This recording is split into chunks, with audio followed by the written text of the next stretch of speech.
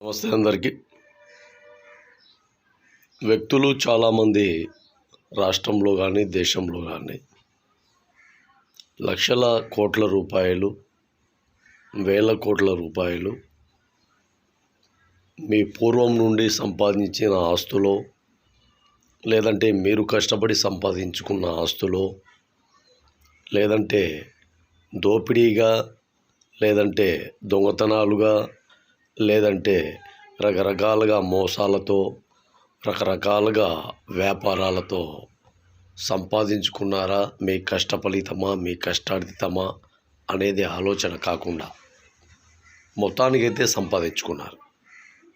ఈ సంపాదనలో మినిమం 1 అంటే 1% ఎక్కడైనా కానీ పేద సామాజిక వర్గాలు ఇంకా చాలా ఏరియాలలో ఇబ్బందులు గురై, సమస్యలు ఎదురై, చివరికి తినడానికి కూడా తిండి లేని పరిస్థితుల్లో కూడా ఇంకా ఈ భారతదేశంలో ఉన్నారు. ఇలాంటి వ్యక్తులకు కొంతమేర సాయం చేస్తే మీ సంపాదనలో, మీ తరతరాల విధి విధానంలో భాగంగా ఇంకా మీరు రాబోయే తరాలకు కూడా సంపాదన ఉంది మీకు.